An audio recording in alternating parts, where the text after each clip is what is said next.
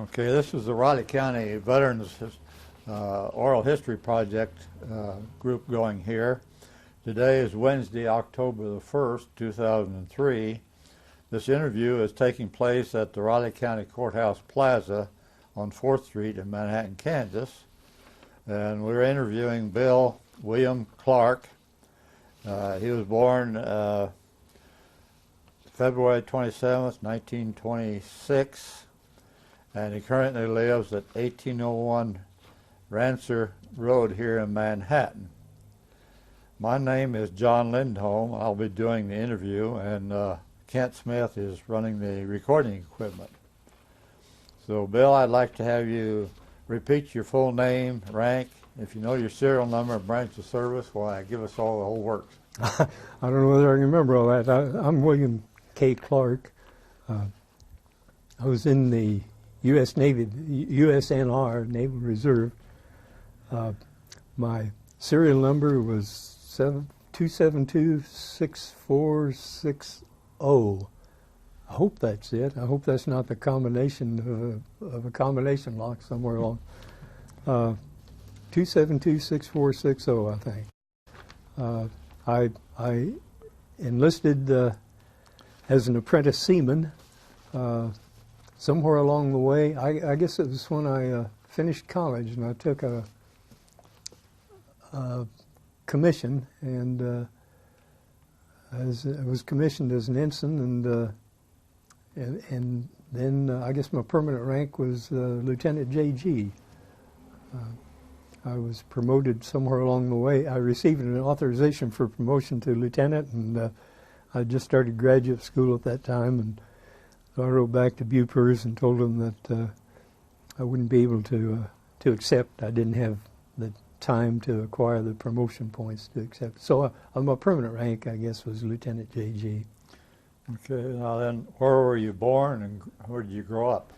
Okay, I was born, the records say Melbourne, Kansas. I wasn't born in Melbourne, Kansas. I was born, my folks lived out southwest of Melbourne. I remember when I was a youngster. They moved to town, to Topeka, during the Depression, but gee, I can remember that place so clearly well. We used to go back and visit it once in a while. But you drove down a long lane and forded a creek and up a hill. I guess there was a doctor in attendance. My birth certificate was signed by a anyway. But people always ask what town you were born in. I wasn't born in town. I was born out. Born at home, huh? Born at home. Mm-hmm. I think all my siblings were. Yeah. And how many of those do you have? There were 6 of us initially. My 2 older sisters are gone. There are 4 of us left. There are 3 boys and 3 girls. The boys are all still here, and one of the girls is here. Girls are supposed to outlive the boys, but didn't turn out that way in my family. Okay. And you went to grade school to... My folks had moved to Topeka. It must have been 1930,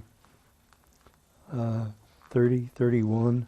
I went to grade school in Topeka, junior high, and first 2 years of high school. And then my folks moved to Wichita during the war, and I finished high school in Wichita, at Wichita High School East. And when was that? Well, people asked me when I graduated, and I never did. I was in service by the time graduation came around. I just finished my credits and went into service. Mm-hmm. I can remember my high school principal wrote my commanding officer and asked if I could come home for commencement. And I thought that was a nice touch. My commanding officer called me in and explained that it wouldn't be possible to grant that request. But I would have graduated in June of '44. Mm-hmm. So you went in earlier than that, did you? I enlisted. I was 17 when I enlisted, and they didn't call me to active duty until I turned 18. I turned 18 on the 27th of February in '44, and reported for active duty on the 1st of March, a couple of days later. Okay. Where did you report to? I reported to the Navy unit at Warrensburg, Missouri. It was on the Central Missouri State Teachers College campus. They've changed the name of the school now, but back then it was Central Missouri State Teachers. Was that an induction point or a training place? This was a part of the Navy program, the Naval Aviation Cadet program, and they said we needed to have more education before they let us sit in their airplanes, and so they were going to send us to college for 2 semesters, and then go on to pre-flight and then to flight duty, and they kept extending the program semester by semester. And this was what the Navy called the V5 program? This was the V5 program. It was we were in it together with, they had another program, the V12 program, which the people in it were not slated for flight training. They were supposed to get 2 or 3 semesters of college and then go on to midshipman school and be commissioned out of midshipman school. So we were all into V5 and V12. We were all in it together. They had kind of a mix of people. They had, we were pre-flight, is that what they called us? It wasn't a pre-flight program, but we were scheduled for flight training. They had pre-chaplains in there and pre-meds, and all kinds of people in this program. So this was at Warrensburg where you This was at reported. This was at Warrensburg, Missouri. Yeah. Yeah. Kind of removed from any active duty theater. Then when did you get moved from there? Okay, I was there after I'd reported there. They extended the program by a semester. We were supposed to get 3 semesters. Is that right? I guess that's right. We were they were on a trimester program. They had accelerated the college program then. We were on a trimester program, so we had 3 semesters in by the end of my first year in service. And I guess I had 4 semesters there. And then in July of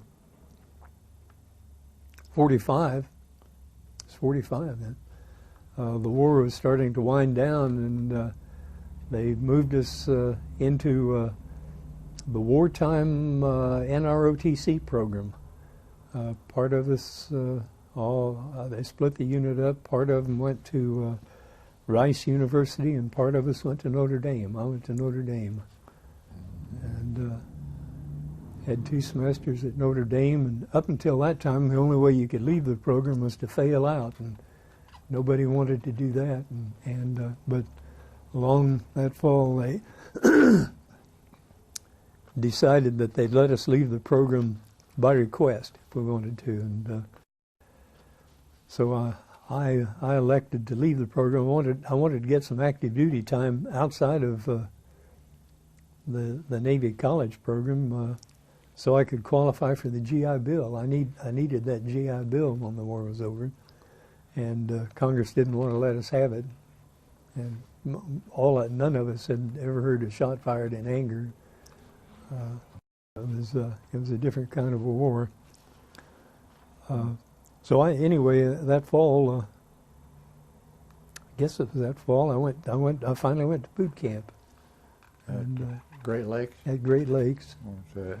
And finished boot camp at Great Lakes, and they put us on a troop train and sent us out to California, to Camp Shoemaker, California. Where is that located in California? Well, it was inland from Oakland. I think there's a town called Stockton up there someplace. Yeah. We never spent much time in town. So I wasn't really that familiar with the area. We got to San Francisco a couple of times, but by that time the Japanese had surrendered, and they didn't have any more reason to keep us in. They were discharging on the point system, and I had too many discharge points to be sent out to sea duty. So they wouldn't send me out to sea duty. They just kept me there on the base at Shoemaker, and I served down at the station brig. It was my only experience with any kind of police work, and that was kind of different. I wasn't used to that. They when they sent me down there, they said report to the chaser shack at the brig gate, and they'll explain your duties and check you out on the firing range with your weapon. And so I did. The first morning I was to report down there, and the guard in the guard shack at the gate shoved a .45 and a guard belt at me across the desk and said, put this on and pick up prisoner number so-and-so at the gate and take him up to, I forget whether it was the station infirmary. And that was my introduction to guard duty. They, on the way up there, the prisoner told me what I was supposed to do and what I wasn't supposed to do. You were supposed to stay so many paces behind him and not let anybody cross between. The thing that he did leave out was that, which I learned later on a seminar. I was kind of appalled at this. He didn't mention that if he ran, I was supposed to shoot him. And this kind of, I was kind of startled by this when we finally did have an orientation session for the guards. They said if a prisoner makes a break for it, the one thing you don't dare do is wound him. If he makes a break for it, you kill him. And I thought, these guys are on our side, kind of. And anyway, that was my orientation to guard duty.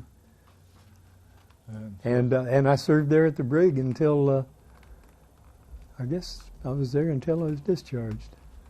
And that was in I was discharged in May of 45. 46. 46. Yeah. 46. I lost a year.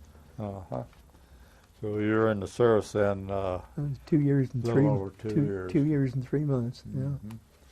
I should, if I had it to do over, I'd do it differently. I'd have volunteered for sea duty and gotten some sea duty. I was going to go back to college that fall, and I wanted to have a summer at home before I did. Okay, so But I could have gotten along in sea duty. I should have done it. yeah. If I had it to do over, I would. Okay, now where was home when you got out there? Well, my folks had moved over to Allen County, Kansas, at the end of the war, and somewhere along in there, when I went home, they were living on a farm in Allen County, southeast of Iola, near a little town called Elsmore, Kansas. And so I spent the summer there, and then went back to college that fall. Where? I went back to Notre Dame. I'm not Catholic, but all my credits were at Notre Dame, and I was used to the school, and so I just went back to Notre Dame and finished up. In what area? Took a degree. I had visions of going to med school back then, and they didn't have a named curriculum, pre-med curriculum. The pre-med students took their degree in physical science, and that's what I took my degree as, a distributive major in physical science. Mm-hmm. And so that's what my bachelor's degree was in. And then that was in, when did I graduate from there? 47, June of 47. Some of the guys who had stayed in the program instead of going to boot camp, and it turned out Congress relented and let people who'd been in the program have the GI Bill. Some of the guys who stayed in the program finished, I don't know, a semester ahead of me. I was 21 when I finished. With my bachelor's, I could have, I guess, theoretically finished when I was still 20 and had my military service behind me. I thought this world isn't so tough after all. And one of the guys who stayed in, took his commission, got his degree and his commission at the same time. Decided there wasn't anything on the outside he wanted to do. He was another Kansas boy. He was from up at Kensington, Kansas. And he just stayed in and made a career of it. And he was rear admiral, I think, by the time he retired. Probably one of the first non-academy people ever to make admiral rank in the Navy. Most people who get that high are graduates of the Naval Academy. You were not married at this time when you graduated? I wasn't married until I came back to Kansas State then in the fall of '47, and I went to school at Colorado College in Colorado Springs that summer. Was that the? No, that was the following summer, I guess. That doesn't seem right. No, it had to have been that summer. I went to Colorado College in the summer of '47 after I'd finished at Notre Dame. I went out there because I had talked with the geology department here, and they said I'd have to have a biology class, a biology course on my curriculum, and to take some of the courses I would need that fall. And so I went out to Colorado College and took a biology course in the summer of '47, and another course on Rocky Mountain geology, I think. And then came here to Kansas State in the fall of '47 and majored in geology. Took my master's in geology, and went to work for an oil company in Tulsa. That was the Korean War was going on about that time. I probably should have gone back. I expected to get called back for the Korean War. I had never done anything useful to the Navy. Whoops, I poked a hole in that cup, didn't I? Just leave it set there. It'll be all right. I'm going to drink what's left in there and put a napkin down. Will that do it? Yeah. And hadn't anticipated this.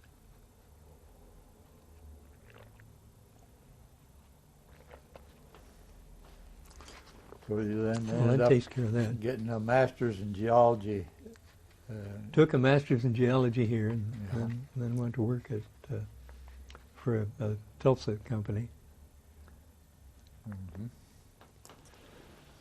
And this was where?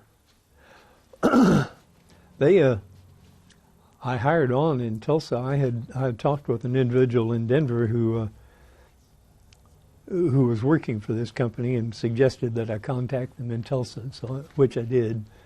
And jobs were. This was in the spring of. What was it? Spring of winter, I guess, of 1950, spring of '51. And I had finished here in January of 1950 with my master's. And was it 49? 50, I guess. And there weren't any jobs. There were engineers. There were engineers pumping gas in filling stations and selling neckties and doing it. I remember reading one comment from some educators saying we'd turned out a 20-year supply of engineers, and what in the world were we going to do with all of them? And of course, the Korean War broke out about then, and that big surplus of engineers dwindled pretty fast. This Tulsa company me up to 3 or 4 of us that had hired on about the same time. They sent us up to Indiana and Illinois to break in on field operations, which is what I spent the spring up there, and then that was the spring of 1950, I guess. And then they moved me back down to Tulsa, and I got married somewhere in the spring of '51, May of '51.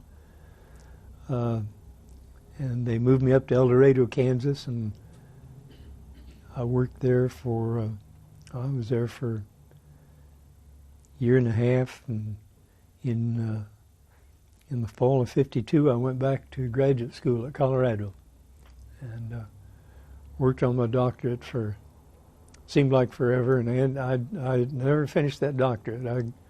What do they call it, the ABD status, the whole but dissertation status. And I never finished that dissertation. Did you have any children? Have 2 children. I have 2 lovely daughters. The older one here in Manhattan. The younger one is in Hayes. She and her husband had my first grandchild a year ago in July. And so I have 2 daughters and 1 grandson. Mm-hmm. And when did you retire then? Well, I don't know. I left the university. The dean and I decided that without that doctorate, I didn't really have much of a future in higher education, and he was right. I should have realized that much sooner than I did. And I went back and worked in the oil industry. I worked mostly as a consultant, did petroleum geology for several years, and I don't know, I'm still semi-employed, I guess. I'm self-employed, but I haven't quit entirely. I'm still doing what they call prospecting, and only it's oil prospecting instead of, I don't lead a burro around and use a gold pen. So you do a lot of travel in your consulting work? I don't much now. When the oil field was still pretty active, I was kind of all over the map, from Kansas, Nebraska, South Dakota. Spent a fall in Alabama, but most of it was in Kansas. How did the 2 years in the Navy really affect you in later life then? Everything that ever happens to you affects you some way or other down the line. I don't know, but that it had any great effect on me. I might never have gone to college if it hadn't been for the Navy. Going through high school, I didn't have my sights set on that. I can remember when I was in high school, one of my teachers suggested that I apply for a scholarship with some organization she was familiar with, and I wasn't even interested. I didn't anticipate going to college. Mm-hmm. So I wasn't. I guess the Navy pointed me in this direction. I don't know whether that was a good thing or not. Well, Bill, it's been nice for you to come in here and tell us about your experiences during World War II. I think you said your dad was in World War I. Is this right? Dad was in World War I. He was in service before World War I. He had joined a Missouri Guard unit. It was the same Guard unit that Harry Truman was in. He was at Fort Riley. They had him at Fort Riley for a while, and then, what's that fort down in southwest Oklahoma? It's an artillery school. And this was an artillery unit they were in. They eventually sent him down. This must have been when was it? Pancho Villa made his raid up in Columbus, New Mexico, 1914, I think. And in 1915 or 16, General Pershing was down there chasing Pancho Villa in Mexico, And Dad's unit was called up, and they served. Dad said they were just on the border. He said they didn't enter Mexico. Pershing took American troops across into Mexico and chased Pancho Villa down there.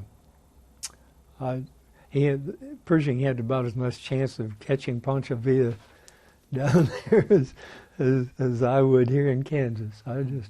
He had so many hideouts and so many people willing to shelter him, and it was essentially a guerrilla war. We just weren't used to fighting guerrilla wars. They tell the story about Pancho Villa being approached. He was moving his army from point A to point B one time, and some of his subordinates said, "General, we can't get all the troops on the train." And he said, "Well, get all you can on and then shoot the others." And they said they all got on. And I was in Mexico. We took a vacation. We were in Mexico one time. Golly, when was that? Spring of '52, I guess. We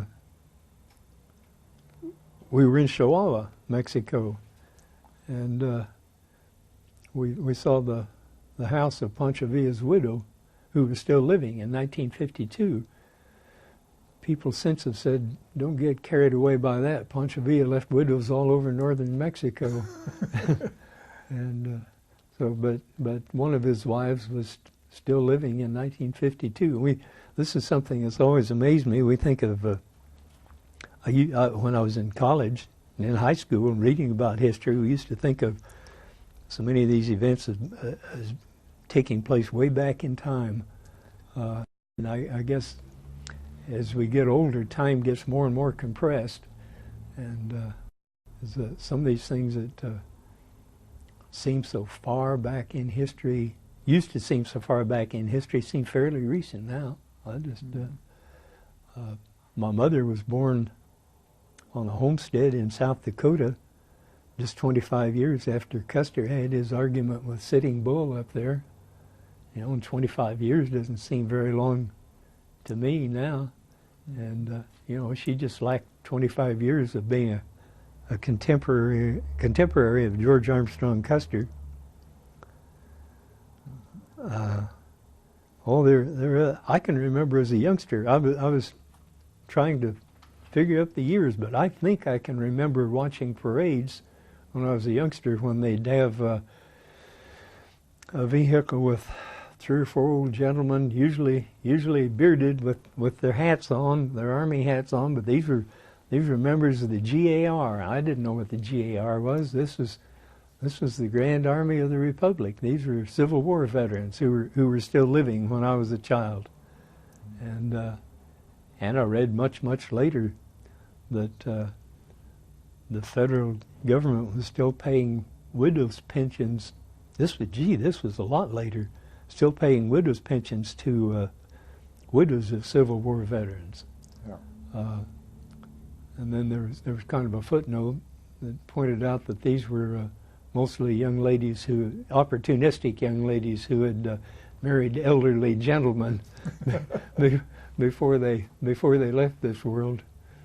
And well, Bill, it's been nice for you to come in here and tell us a little bit about your time in the service and before and afterwards, and we will get you a copy of the tape here pretty soon. Okay. I was uncertain about this when I first talked with you, and then I thought, I wish I had something like this for my dad's military record, because I really don't have that much clear information. He was gassed. We talk about weapons of mass destruction. They've been around for a while. He was gassed in France. They were receiving enemy shell fire, and they were sheltered in a bunker, and a shell hit the bunker and collapsed it on them, and then gas seeped into the bunker, and some of them made it out and some of them didn't, and he was one of the ones that was still living when they dug him out. But but he never talked about things like that. I wish I had some.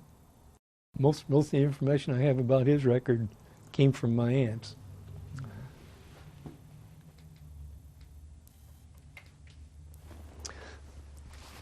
Well, I'm sorry about spilling that.